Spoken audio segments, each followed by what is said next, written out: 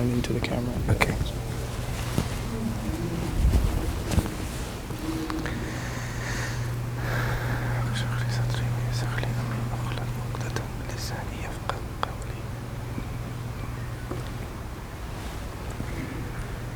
بسم الله الرحمن الرحيم إن الحمد لله والصلاة والسلام على رسول الله. To proceed, brothers and sisters and friends, respected elders, ulama, and everybody else, I greet you with the warmest Islamic greetings of peace. Assalamu alaikum wa rahmatullahi wa barakatuhu.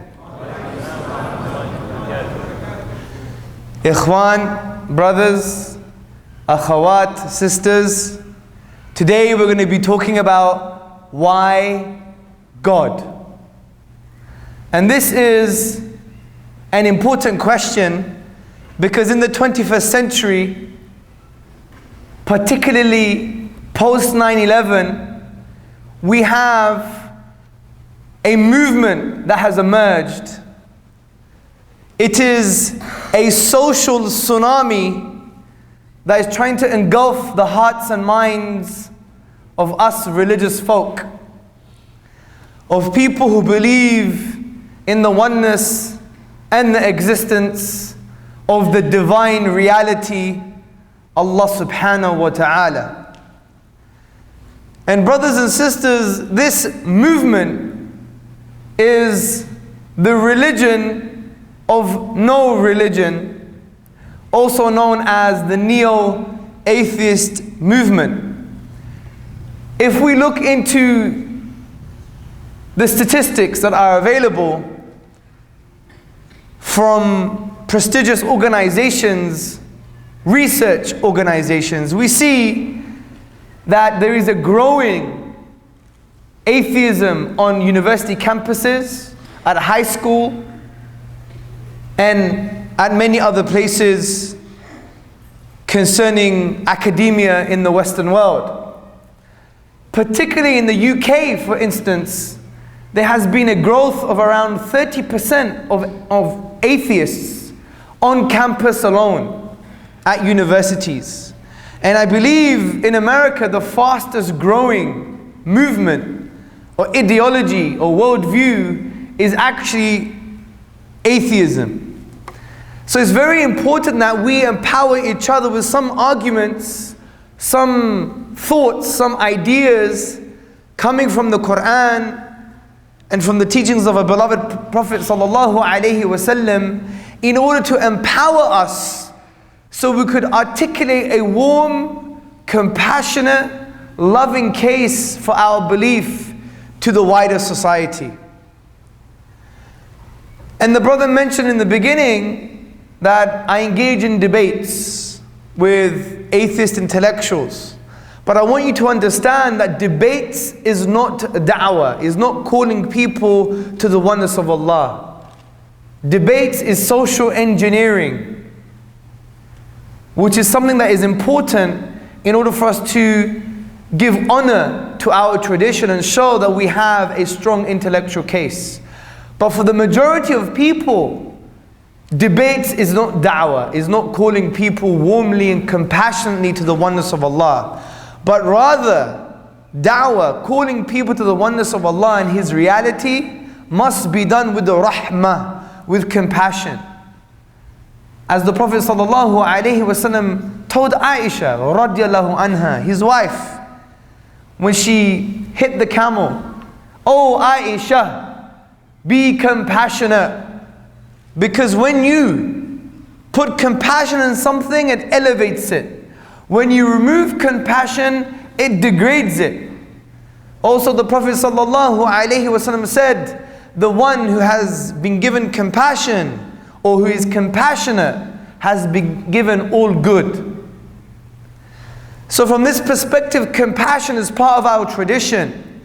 Being loving and warm and having empathy, being able to take off somebody's shoes and at least walk 2 inches in their own shoes and feel what it is like to be the other person, the other human being, and imaginatively engage with their emotions and their context and their situation. This is a Muslim. So I wanted to add that note for you to understand it's not about winning an argument, or it's not about intellectual gymnastics, but it's rather engaging with hearts and minds and planting the right seeds.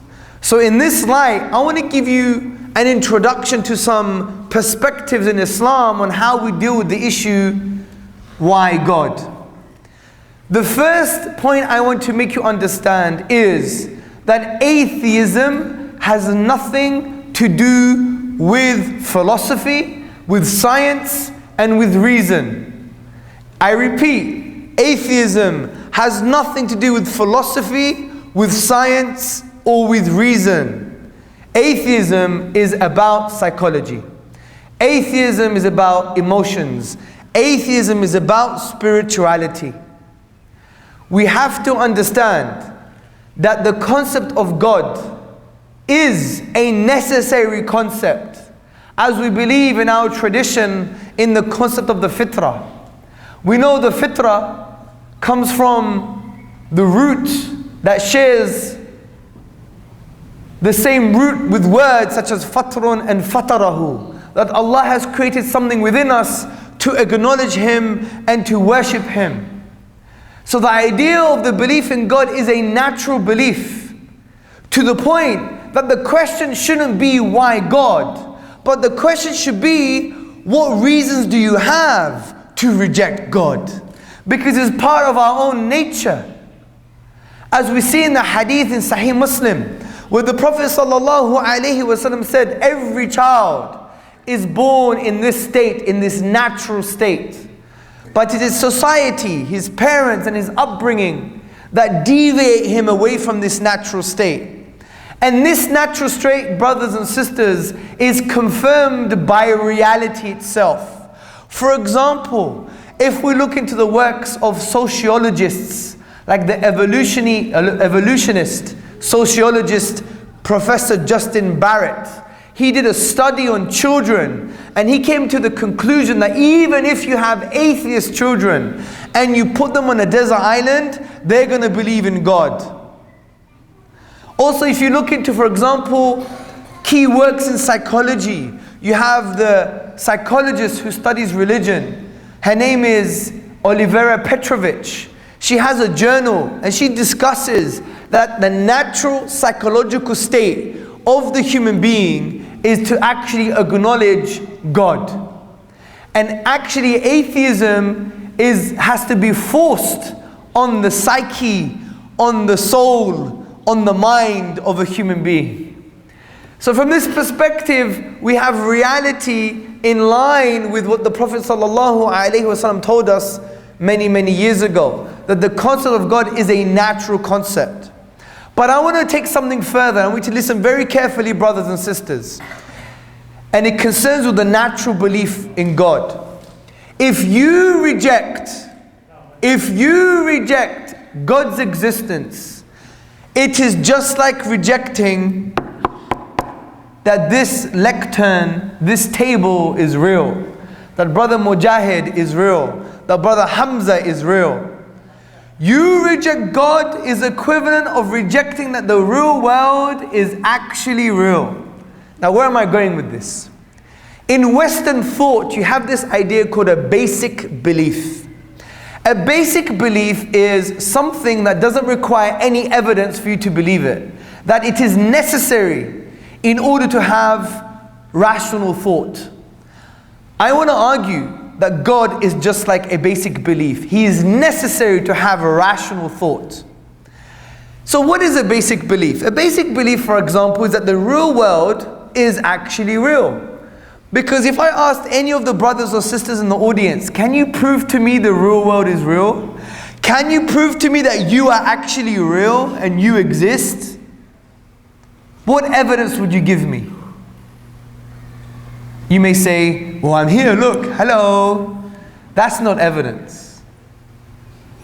Because how do you know? Or how can you confirm? Or how can you reject the assertion that your brain is in a jar, and there are probes in your brain, and there's an alien in Mars making you think what you're thinking now, and making you feel what you're feeling right now. You have no way of disproving that assertion that your brain could be on Mars in a jar with metal probes in it, making you think and feel what you're thinking and feeling now. Just like the atheist professor Bertrand Russell, he said, you can't disprove the idea that this world was created 5 minutes ago.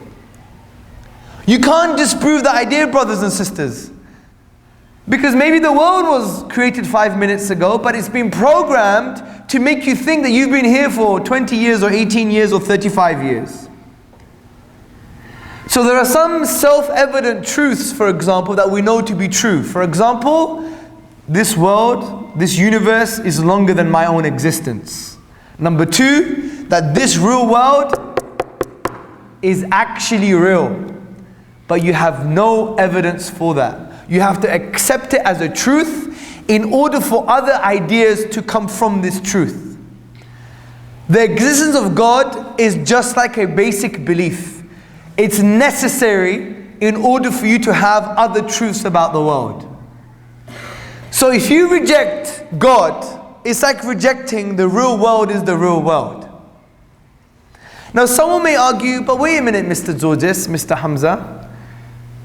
Maybe the belief that there are fairies at the bottom of my garden, that might be a basic belief.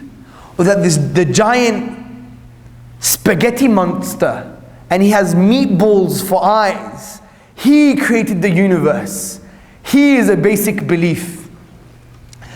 But there's a problem here. They've misunderstood what a natural basic belief is. A natural belief is a belief that doesn't require information transfer, that you understand it without any other information. The spaghetti monster and fairies are ideas that require information transfer. But if I were to throw you on a desert island, you could easily conclude that the desert island is real and that this desert island must have been created by something outside of the island. Namely, supernatural causality, that something created the universe outside of the universe. So I really wanted to make you understand that the idea of God's existence is a natural belief. Does this make sense so far? Now let me give you some arguments to top that up, to make you realize that yes, the belief in God is natural and that atheism has nothing to do with reason, it's about psychology. But let me also give you some intellectual arguments that we can find in the Quran to answer the question, why God? Argument number one. The famous poet of the East, you may know him. His name was Iqbal. Do you know what he said? He said, mankind has been asking a question. And that question is, does God exist? But I want to give him a new question. And it's a new question particularly for the East. And that question is, does man exist? I believe what Iqbal was trying to say was, if you reject Allah, you reject God, is like rejecting your own self.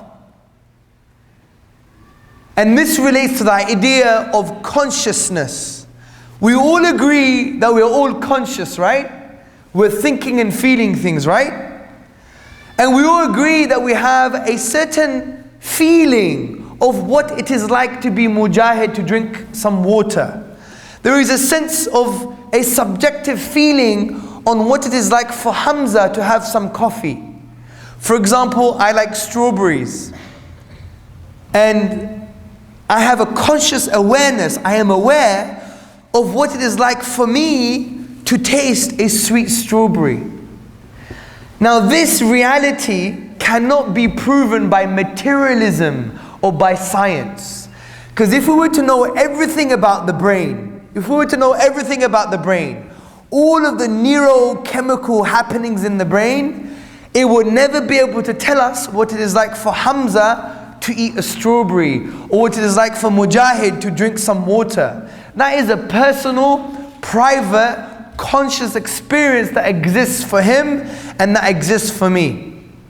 Yes, science can tell you that you're thinking, that you're having pain, that you're retrieving memories. But science and materialism can never justify or tell us what it is like for Hamza to have a piece of chocolate, or what it is like for Hamza to have a strawberry, or what it is like for Hamza to feel tired. This is unique and personal to myself. Materialism, the physical world, cannot ever prove this subjective feeling. Ever. Ever. In any shape or form. This is why the best way to explain the fact that I have an awareness of my own inner subjectivity is to explain that there was an all-aware being that created the universe with the ability for humans to have this sense of inner subjective experience. Now, there have been many attempts by scientists and philosophers to try and explain that yes, we can prove the inner subjective feeling and conscious experience, but they have all failed. Let me give you an example of one failure. There's one famous atheist, his name is Professor Daniel Dennett. He wrote the book Consciousness Explained in 1991. And he said, if we understand everything about the brain, we will understand everything about consciousness. But interestingly, he actually denies what requires explaining in the first place, which is that you, Muhammad, you, Mujahid, you, Sister Aisha, Sister Fatima, you have your own personal experiences on what it is like for you to have a gourmet coffee, or what it is like for you to have some nice food. This is an internal subjective experience that belongs and is unique to you. He ignores that. He says that's an illusion. It doesn't really exist. This is why Professor Antti Revonsuo, another philosopher of the mind, he makes an interesting point. He says, you know Daniel Dennett's book, Consciousness Explained? It should really be called Consciousness Explained Away. Because he doesn't explain that thing that requires explaining, which is that we have inner subjective experiences. So this is what you call the argument from consciousness.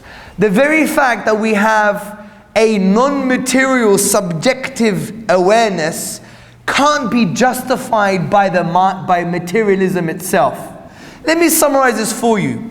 If in the beginning of the universe, brothers and sisters, all we had was pieces of matter, and we arranged all those pieces of matter, we will never get mind, we will never get consciousness. But if in the beginning of the universe you had an all-aware being that created matter and created the whole universe, then it follows within this matter you will have human beings that can also be aware, because it started with an all-aware being like Allah subhanahu wa ta'ala. So to really summarize this argument, how can raw pieces of matter like electrons and molecules, and you just rearrange them together, how on earth can you create something like consciousness or inner awareness or subjective awareness of what it is like for Hamza to have a strawberry, for example? This can only be best explained by the existence of Allah. This is why Allah tells us to reflect within ourselves. وَفِي أَنفُسِكُمْ أَفَلَا تُبْصِرُونَ. And in themselves, do they not see, do they not reflect? So that's the first argument. The argument from consciousness. The second argument is what I call the Quranic argument for the existence of God. The Quran, brothers and sisters, hardly addresses atheism. It addresses shirk. It addresses the fact that they believe that the Rabb, their Lord, their Rabb was Allah, but they believed in intermediaries. They were polytheists. They associated other things with Allah subhanahu wa ta'ala concerning His divinity. So Allah addresses polytheism. In a few places does Allah address directly atheism, which is to show that atheism is an emotional, spiritual issue, not an intellectual one. But in one particular place, in chapter 52, verse 35 to 36, Allah subhanahu wa ta'ala addresses atheism. And in these verses, Allah says about the creation of the human being, did you come from nothing? Did you create yourself? Did you create the heavens and the earth? بَلْ لَا يُقِنُونَ. Indeed, you have no firm faith, no firm belief. Now the ulama, the mufassirun, those who explain the Quran, they said that Allah has given us 4 logical explanations on how to explain the beginning of something. Because these verses, they address the creation of the human being, but it can be applied to the creation of anything, including the universe. Anything that is makhluk, that is created, that is muhdath, that came into being, can be addressed with these 4 logical explanations. And they are as follows. Number 1, maybe it came from nothing. Number 2, maybe it created itself. Number 3, maybe it was created by something else created. Or number 4, maybe it was created by something uncreated. So we have these 4 logical possibilities. Now, since we know not only did the human being begin to exist, but the entire universe began to exist, and we know this now, we don't live in the 1950s anymore, we know the universe had a beginning, then we can apply the 4 logical explanations that the Quran gives us. So let's apply the first logical explanation. Since the universe began to exist, could it come from nothing? No. A simple way of putting this is this. If I had some nothing, and I added a little bit more nothing, and I went to the bank and I borrowed some more nothing, and I added onto the nothingness more nothingness, what do I have? Nothing. Exactly. So the universe is going to come from nothing. Also, brothers, sisters and friends, take it mathematically. 0 plus 0 plus 0 plus 0 plus 0 plus 0 is equal to 0. It's always 0. So we know the universe couldn't come from nothing. Now some atheists say, well, actually you're wrong, because you have some particles in physics that come from what they call the quantum vacuum. Now what is a quantum vacuum? To explain in a simple way, imagine you had a big cosmic Hoover vacuum cleaner, and you sucked away all the particles in the universe. What remains is the quantum vacuum.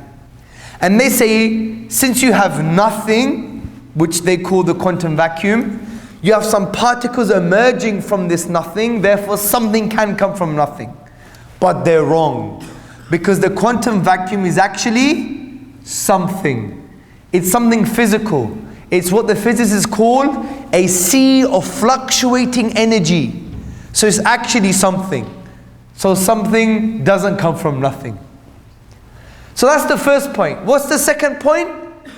Logical explanation. Could the universe create itself? Well, is this possible?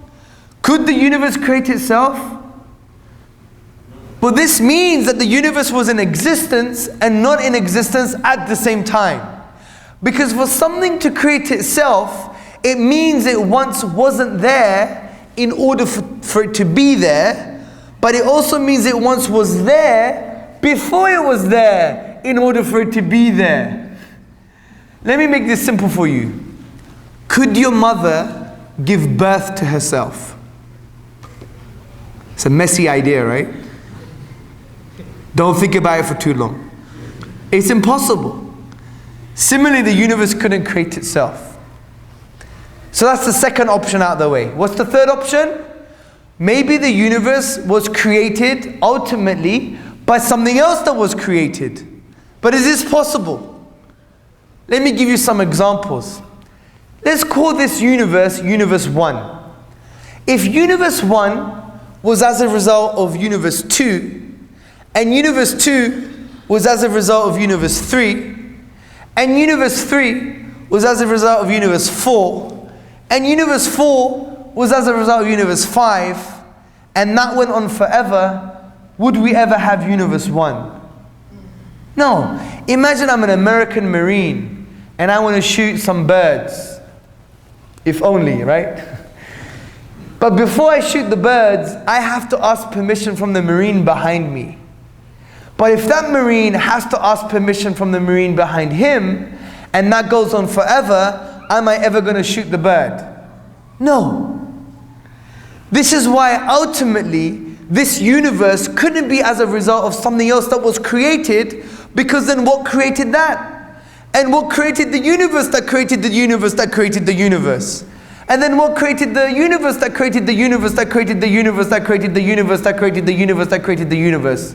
Wait a minute. And what created the universe that created the universe that created the universe that created the universe that created the universe that created the universe that created the universe that created the universe? Hold on a second. And what created the universe that created the universe that created the universe that created the universe that created the universe that created the universe that created the universe? I'm out of breath. If that goes on forever, you will never have the universe in the first place. So we end up with the last logical explanation, which was the universe was created by something uncreated. And that's why the philosopher Abraham Varghese, he makes a beautiful point. He says atheists and people who believe in God, theists, they actually agree on one thing, which is that if something exists, something must have always existed. Either the universe or what created the universe. But since we know the universe began, then it must be what created the universe that never began, that was always there, that was uncreated. And this makes sense of God. An uncreated entity being created the whole universe. That was the second argument. So the first argument was the argument from consciousness. The second argument was the argument which I call the Quranic argument for God's existence, or you could call it the argument from the beginning of the universe. The third argument is one of my favorites, which is the argument from design. The argument from design. Now, and I'm not talking about the design in human beings or animals. That's a different argument. The argument from design I talk about is about natural laws and physics. Now we know in order for this universe to permit our existence, brothers and sisters and friends, we had to have certain fundamental laws of physics. Not only must we have certain fundamental laws of physics, but we must have in place certain constants in physics. Now, what physicists tell us is that if these laws or these constants were changed by a hair's breadth, we would never have a universe to allow our existence. If this is true, there are three possible explanations. Number one, this is natural. It always had to be that way. It was necessary. Number two, it was a product of chance. Or number three, it's a product of design. So let's address these. Could this fine-tuning of the universe, as one physicist said, it's as if someone has monkeyed with the physics, someone has played around with the dials in order for our universe to be just right to permit our existence. Is this just as a result of necessity? No, because these laws of physics, they could have been otherwise. They are what you call to be contingent. They're not independent. They are contingent. They could have been otherwise. The natural laws of the universe could have been different. The physical constants of the universe could have been different. So that's not an argument. The second biggest argument from the atheist is, well, maybe it's a result of chance. Do you know how I address this argument? It's like a joke. And let me give you this joke. This is what I say to the atheist, and I've said this to an atheist before many times. I'm like, well, if it's a result of chance, do you know how crazy your mind starts to roll around when you think about the improbabilities here? It's like me saying, you know, Mr. Atheist, my mother is not really my mother. My mother is a pink rhino, and she was born on Pluto, and she flew here on a giant feather. Now the atheist turns around and says, Mr. Tzortzis, you're an idiot. And I turn around and say, but there's a chance. But there's a chance, because the color pink exists, a rhino exists, Pluto exists, and feathers exist. I'm just putting them into a sentence. And there's a possibility. I say it to show to the atheist, if you claim chance, you could claim anything. You can claim absolutely anything. You could give him a big slap in the face and say, that wasn't me. That was just chance. It shows that it's counter discussion. You can't have a discussion about anything anymore if you accept this type of improbability. So it can't be necessity, it can't be chance, therefore it must be design. But Richard Dawkins writes, well, this is a strong argument, but on page 158, 157 in his book, The God Delusion, he says, but who designed the designer? And a way to address this is very simple. Firstly, by talking about the best explanation. If the best explanation for the physics of the universe is that there was a designer, then the best explanation doesn't require an explanation. If I went onto the moon and you guys came with me and we were digging away and we found pieces of the iPhone, computer, technology, pottery, plates, a knife and a fork, we will conclude that the best explanation is that there was a civilization there. Now if Richard Dawkins comes along and says, how can you say such a thing? You don't know where they came from and what their names are. Does that mean that our explanation is not the best explanation anymore? Of course not. Also, if you follow his thinking, it undermines the whole of science. Because if the best explanation requires an explanation, then what about an explanation for the explanation that explains the best explanation? Hold on a minute. What about an explanation for the explanation for the explanation for the explanation for the explanation that explains the best explanation? Wait a minute. What about an explanation for the explanation for the explanation for the explanation for the explanation for the explanation for the explanation for the explanation to explain the best explanation? If you go on forever, you will never have an explanation. But the easiest way of saying this is this. If you always said there requires a designer for the designer, then you will never have design in the first place. Because if you always say who designed the designer, the design, the designer, the design, the designer, you will never have design. Just like when we talked about the sniper, the marine example. If I need to shoot a bird and I ask permission from a marine behind me, but he has to ask permission also, and that goes on forever, I'm never going to shoot. So by rational necessity, there must be an undesigned designer. So that's the third argument. So the first argument was the argument from consciousness.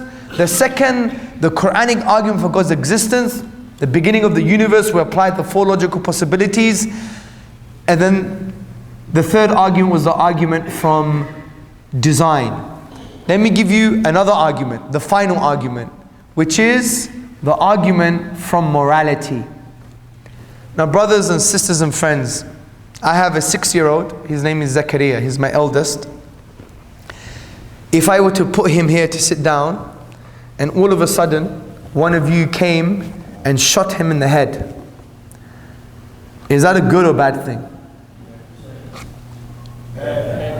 Yeah, be a bit more passionate about it, please, yeah? Yeah, it's bad, it's wrong, right? Terrible, evil. Now, is that action objectively evil or just relative? It's objective, right? You know this. There is a sense of disgust that you know, regardless, if the whole world were to come together and say it was good, it would still be wrong, right? Hello? Yes. You Muslim, yeah? Good, come on. That would be objectively morally wrong. If that is true, that there are objective morals in the world, it means God must exist. Why? Because brothers and sisters and friends, In order to have a foundation for objective morals, you require a basis for that foundation. The only basis to make morals objective is Allah, is God. Because He is the only concept that goes above and beyond human ikhtilaf, human difference, human subjectivity. There's no other basis. But atheists say no, there is other basis. Either social pressure, biology, or moral realism. I'm going to discuss what these are. So let's refute these. First, they say is biology. Biology explains the objective basis to make morals objective. This is wrong. This is wrong. Because if biology or evolution or natural selection was the basis for objective morals, then morals will not be objective, they'll be relative, they will change. Because what does biology say? Biology basically says that we are products of a lengthy evolutionary process. Our morals have evolved like our unwanted teeth and our unwanted hair. And if our morals are based upon evolutionary changes, then they're not objective because they're based on changes. This is why the atheist professor of science, Michael Rules, from the University of Guelph, he says, when you say love thy neighbor as thyself, you think you're referring above and beyond yourself. But you're not. Morals and ethics are illusory. They have no greater meaning, no objective basis. That's why the famous atheist J.L. Mackie, in his book Ethics, on the first page, what does he say? There are no objective moral values, no objective truths. This is why Charles Darwin, in the 19th century, do you know what he said? He gave an extreme example of what it means for us to be just a result of biology, our moral inclinations to be just as a result of biology. He said, if we were to be reared like the hive bees, we would think it's okay to kill our fertile daughters. And if we were to be reared like the nurse shark, we would think it's okay to rape women. Because the nurse shark, according to the National Geographic, wrestles and forces itself on its mate. If we were reared according to the same social biological conditioning, we would have to believe that it's okay to rape women. So it shows that if biology becomes a basis for your morality, it has no meaning, no objectivity. Then they say, okay, I give you that. Biology can't be a basis for morality. What about social pressure? Humans can come together and agree on what's right or wrong objectively. But again, this is wrong. Because look at Nazi Germany. In the 1940s, there was a consensus in Nazi Germany that it was okay to kill 6 million Jews. Yes, some people disagreed with it, but many people came together and agreed with it. If we agree that social pressure becomes a basis for objective morals, then how can you say what happened in Nazi Germany was wrong? And we know this is absurd. So social pressure is out of the window. The last point they say is, what about moral realism? Do you know what moral realism means? It basically means morals are objective because they just are. You can't have your cake and eat it. Then I could say Islam is the truth because it just is. Or the Quran is from Allah because it just is. No justification whatsoever. So we've dealt with their alternatives, and we see if you really believe killing a 6-year-old is morally, objectively wrong, it necessitates God's existence to be the foundation for that objectivity, as by definition Allah transcends human ikhtilaf. He is objective by definition. So we've given quite a few arguments for God's existence today. First, we talked about the fitrah. and that God's existence is based on nature, based on the fitrah, that we know Allah exists. We don't require any evidence. To reject Him is like rejecting the real world is real, as I discussed. Then we talked about the argument from consciousness, the very fact that we have inner conscious states. Subjective experience can only be best explained by an all-aware being that gave us this ability. Number two, we talked about the argument from the beginning of the universe, or the Quranic argument for God's existence. That since the universe began, we could apply the Quranic logical thinking, the logical explanations. Did it come from nothing? Did it create itself? Was it created by something else created? Or was it created by something uncreated? Then we talked about the argument from design. That there are natural laws in the universe and physical constants in the universe to allow our existence. If they were changed by a hair's breadth, we will never have a life-permitting universe. And we discussed the alternatives. Could it be necessity? No, because they could have been otherwise. Is it based on chance? Then we discussed why it couldn't be based on chance. Therefore, it must be based on design. Then what was the other argument? Morality. The argument for morality. That since there are objective moral truths, it necessitates God's existence because He's the only basis for objective morality. So you have four key arguments for why God, why Allah. But interestingly, as we said in the beginning, it's not an intellectual exercise. The biggest problem with atheism is an emotional one. It's based upon the fact that, in essence, their master, they want to change their master from Allah to their own selves. As Allah says in the Quran, have you seen the one who takes his own desires as his Lord? Because generally speaking, atheism is a psychological state where there is a false sense of self-sufficiency. I'm self-sufficient. The world is self-sufficient. Matter exists within itself and doesn't require anything outside of it to sustain it, including my own self. Therefore, we don't need God. So it stems from an intellectual arrogance. And basically, we need to give them Quranic reminders to soften their heart and to break their ego. As Allah in the Quran, He mentions, you were nutfa. Nutfatin min maniyyin. You were nutfa, you are a drop of fluid from semen.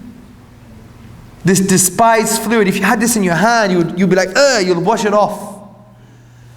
But this is who you were. This is where you came from. This should be on your Facebook profile picture, on your photo album. This was you. And now you think you can challenge Allah? And you think you're self-sufficient? Also, Allah talks about the cycle of life. You were a baby. You couldn't even feed yourself, lift your own neck up. You couldn't wipe your own backside. You always needed your mother. And now you think you're self-sufficient? You're going to become worm buffet. كُلُّ نَفْسٍ ذَائِقَةَ الْمَوْتِ. Every soul is going to taste death. And you think you're going to live forever? So these are the kind of spiritual strategies Allah uses in the Quran to battle our ego. Because Allah doesn't guide the arrogant. So when we give these ayat, these verses, and these concepts to people, we're doing it just to help them realize that at the end of the day, you're not self-sufficient. And if you break this ego, inshallah, these arguments will be able to be planted as seeds in the heart so they can grow into the fruits of Iman. But remember, the arguments themselves are not the end, they're just a means.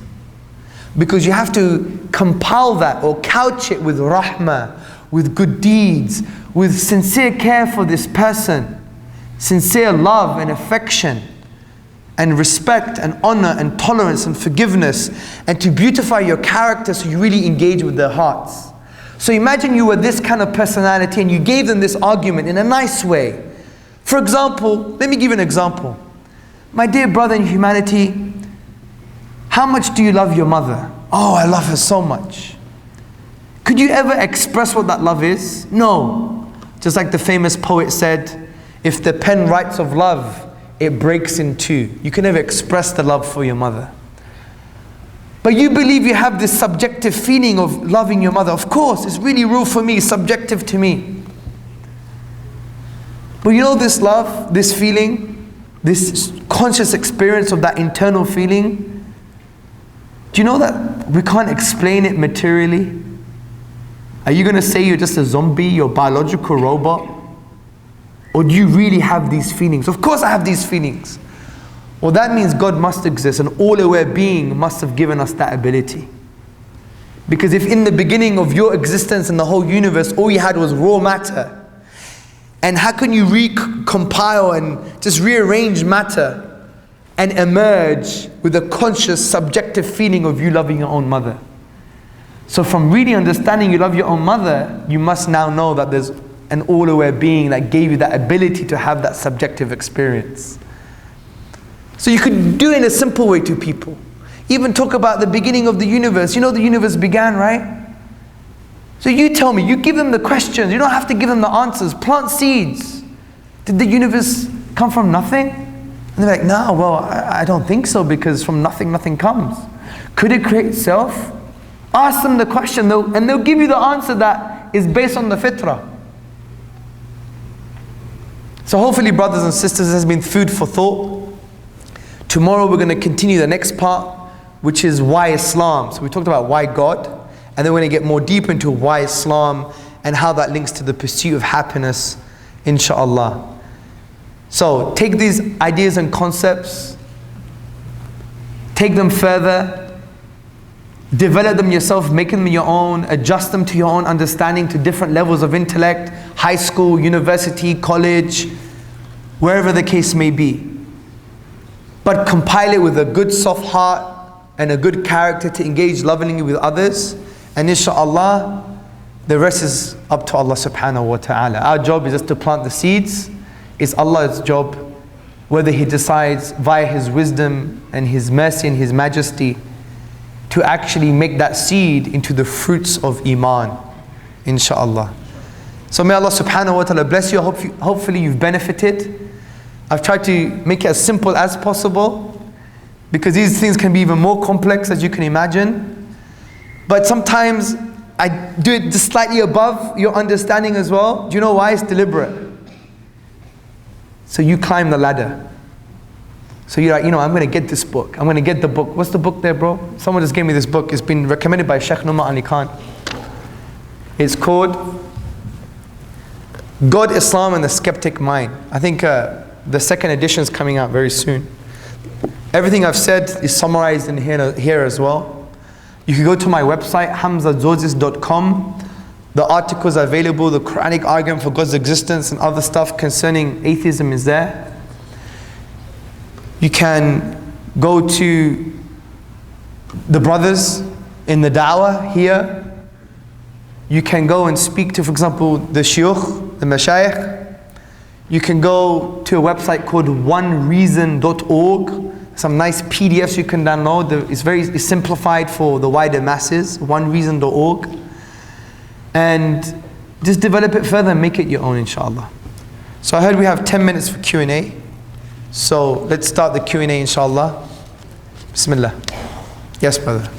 I don't know how the sister's going to ask questions, but they could make a paper plane and throw it. That's what we did in Qatar. I was in Qatar, in Fanar, in the mosque, and we got the sisters to throw paper planes. And they would throw paper planes with questions on them. Khair. Yes, brother. One task regarding the first point that you mentioned about it's really more of an emotional kind of state than a psychological state for the atheist. So is it more effective than, and I kind of found this to be true, and I know most people that I've spoken to atheists have found this to be true, where there was some kind of negative experience in their lives that took place, and it kind of caused them to this, lose sight on their beliefs and turn to atheism. So is it more effective than not to focus on these intellectual arguments and really get to the core issue, which Was there emotions in that conflict, that experience? Yes, well, I think it's both. Because we have to be honest here. You know, if someone's presented that religion is 1 + 1 = 5, they're never going to believe it, regardless of emotions, right? So there is a sense of that they have... Repeat the question, inshallah. Yeah, they have an emotional issue that has created the atheism, but can also be an intellectual one. What I like to do is use both. Because you can't be presumptuous too much. You can't always assume it's always been an emotional thing. Because if that was the case, Allah would never address it as an intellectual issue either. But He does somewhere. So as if Allah gives us a percentage. 95% of the time it's emotional. And by the way, for those who have an intellectual issue, here are some ayat. Do you see? So we have to see the Quran from a percentage perspective. So I would balance it. And it's horses for courses, as we say in Britain. It depends who that person is. Like for example, I met somebody in my town. And he saw a debate I had, he said, oh, well done, but I'm an atheist. He's Muslim, but he said, I'm an atheist. I didn't even talk about atheism. Do you know what I said to him? How's your parents? His face dropped. He said, how do you know I've got issues with my parents? From experience you can tell, especially when it comes to Desi youth, yeah? And then he started talking about his parents. And so he associated all negative emotions to Islam via negative experiences with his parents because they're the ones who taught him Islam, right? So then you address this. So it all depends, you're right. But I wouldn't just stick to one. I would stick to both. Have all the Quranic tools available and use them where appropriate. And that comes with experience. So just keep on doing it. But majority of the time I agree is emotional, psychological. And they use intellectual arguments as a smoke screen. So what you need to do, you need to use it, the intellectual argument to remove the smoke and then get to the main issue, which is the emotions. So it's a strategy you use, inshallah. I hope that helps. Yes, brother. Where is the best place to start with arguments? Do you go with, for example, Avenue 1, or do you go to the morality? Good question. Well, as I said, every human being is different, right?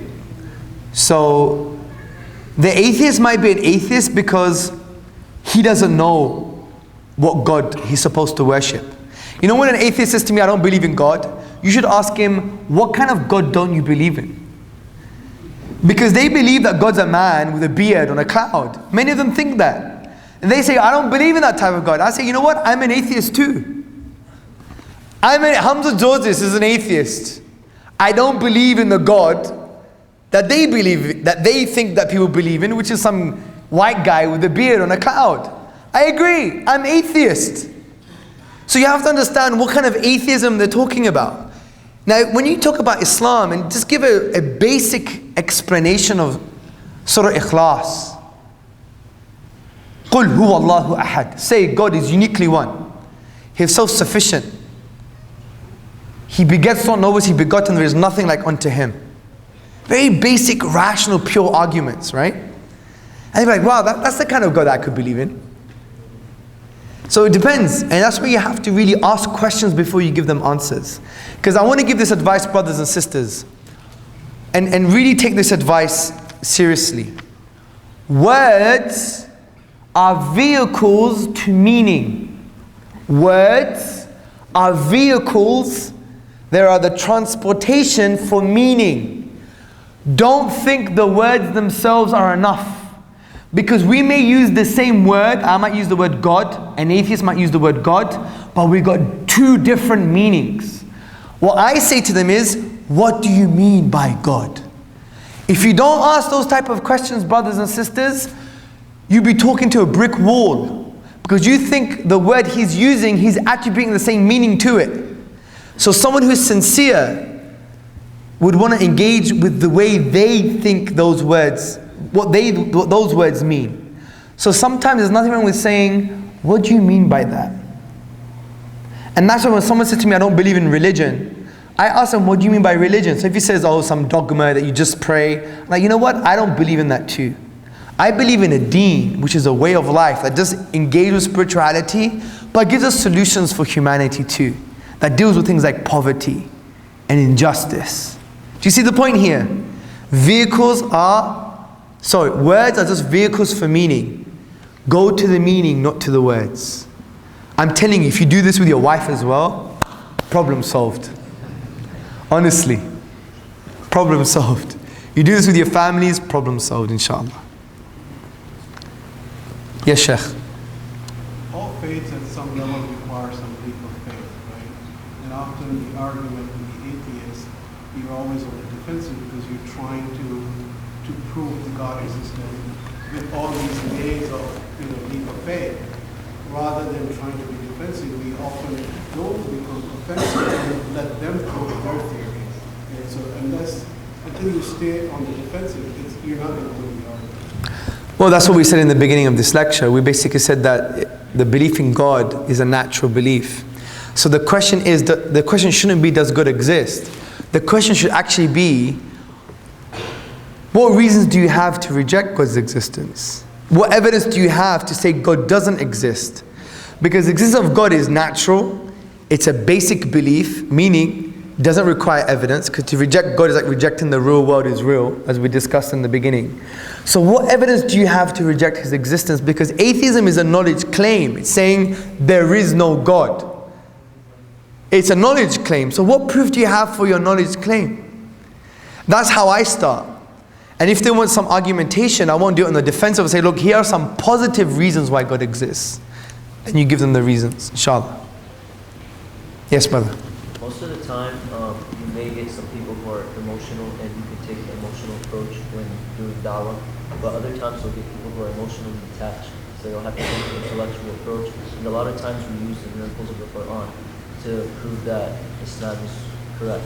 But a lot of times there have been refutations, like, for example, if you talk about embryology, they'll bring up Gaia. If you talk about the world is round, they'll bring up Archimedes. So are there any miracles that have clear, no refutations that we can use? Look, you have to realize there's not going to be one argument and everybody's going to just take it in and say, okay, great, I'm a Muslim now. When it comes to these type of discussions, you're always going to have contentious issues. Even Allah says that man is a contentious being. He's always going to discuss and debate and even question the question, even question their own existence. I remember one guy, I had a lecture in Cork in Ireland, and one brother said, Brother Hamza, I want you to give me the absolute argument for the absolute existence of God. And I said, my brother, you don't even have an absolute argument for your own existence. You don't absolutely know that you exist, and you want an absolute argument? See, with these things, it's about planting seeds and directing people to the right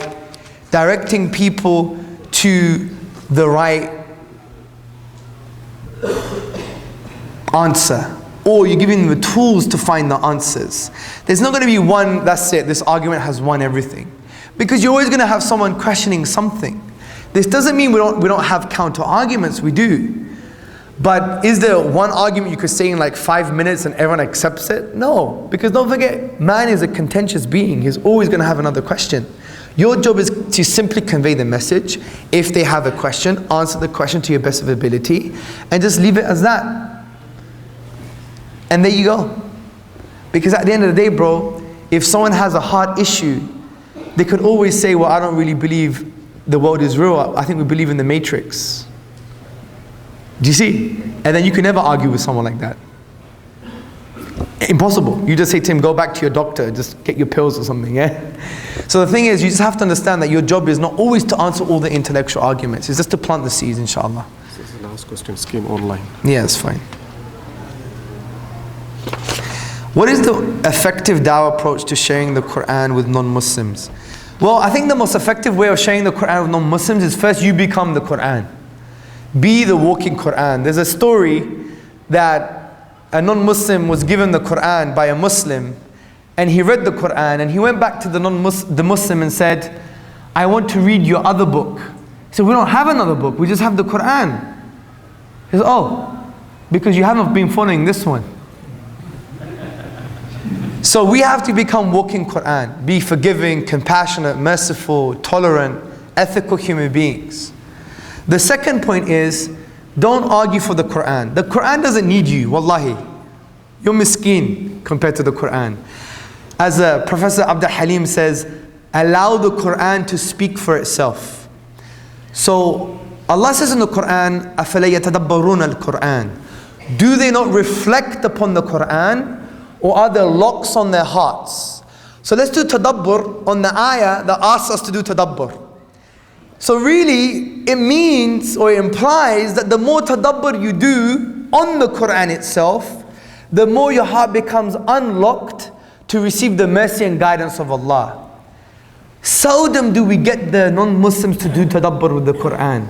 Do you know what we say? We just give them all these miracles. We don't allow them to engage with the Quran. We don't give them the tools to engage with the Quran itself. For them to really engage and read the Quran and see how it applies to their life and how it answers all the existential questions in life, such as why am I? Whose am I? Who am I? For whom am I? And maybe sometimes on a Friday night, where am I for some of them, yeah? So the point is, allow people to read the Quran. Seldom, wallahi, you know what, I could even guarantee, if I was a betting man, not that we do bet, that maybe 70% of you have never read the whole of the Quran in the English language. Who's read the whole of the Quran in a language they understand? Put your hand up. That's terrible. That's terrible, guys. Homework. Homework. Or you get tapar, yeah? As you say in Urdu, you get a slap, yeah? Everyone read the Quran in a language they understand. Who's going to promise to do this in the next 2 months? Put your hand up.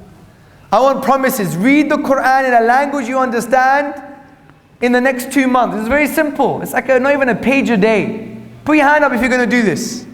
Come on, guys. Have the niyyah, have the intention. Brothers and sisters, read the Quran in a language you understand. If you don't know the message of Islam, the basic message of Islam, connect with the Quran. Connect with this meaning, with this message, and your life will change. Your life will change. You see some gems in the Quran, you'll be like, wow, I want to be like that. I want to aspire to be like the characters of the prophets. Like when you read the story of Yusuf alayhi salam, for instance. The Quran is a remedy for depression. Do you know this? Because Allah acknowledges we're going to be in depression, we're going to be sad sometimes. It's the human state. Take Yaqub alayhi salam, when he was so almost bordering despair, in grief and anguish and depression. And what does he say? I complain only to Allah. Allah is sufficient for me. But he was so worried. And in the ayah after, what does he say to his sons? He says, go and find out news about Yusuf and his brother, Binyamin. And Yaqub alayhi salam gives them advice and says, and do not despair of the ruhillah, of the life-giving mercy of Allah. Only those who reject the truth despair of the life-giving mercy of Allah.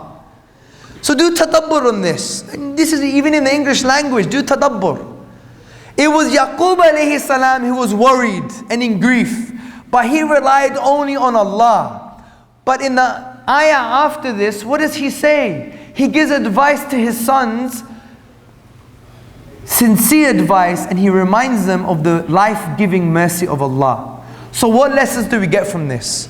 When you have depression, rely and complain to Allah and advise others sincerely and remind them of the life-giving mercy of Allah, because the ball will bounce back. This is why psychotherapists and counselors, they're all depressed. And the reason they got into counseling and psychotherapy, to deal with their own depression. Because when you help others, you remind others of their blessings and the mercy of Allah, the ball will bounce back. So this is some of the gems you get from the Quran just by reading it and understanding it, right? And just contemplating, do tadabbur of the Quran. The only criteria you have to understand is your tadabbur is not tafsir. Tafsir is the meaning of the Quran that you need tools, you need the Arabic, you need to be a scholar. But tadabbur, anyone can do. As the Quran has been described as an infinite ocean of implications and meaning. So this is what I do. Be a walking Quran and allow people to connect with the Quran. Seldom do we do this. Seldom do we apply those verses in our life and actually show it to people and allow them to connect our behavior with the Quran. I've already prayed. Okay, may Allah subhanahu wa ta'ala bless you. Brothers, sisters, you know, there's no point in this being just intellectual gymnastics and you just, you know, listening to this and feeling iman for a while. I don't want this to be spiritual diabetes. You know, you have low iman, you come to a lecture and it's like spiritual insulin and it elevates you for 5 minutes. Enough of this.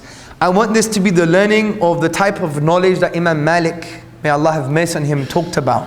The ilm is not just memorization, but rather it's the internalization. It becomes part of your spiritual and biological and social DNA. You be what you learn. Not you memorize what you learn, but you be what you learn. It's a state of being. So take this, apply it. Be, do, and then you become. This is the psychology of Umar ibn al-Khattab radiallahu an, when he said, if you don't cry in the last third of the night, pretend to cry. And the more you cry, you be it, you do it, you'll become it. May Allah bless you. I love you for the sake of Allah. Assalamu alaikum wa rahmatullahi wa barakatuh.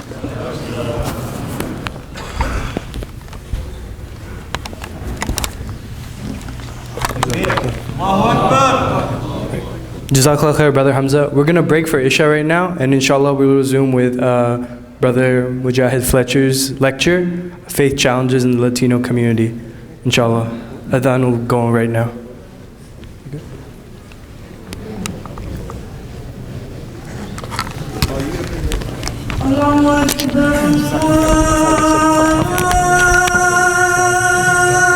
After Salah, will start immediately. 30 minutes talks, will give 10 minutes Q&A.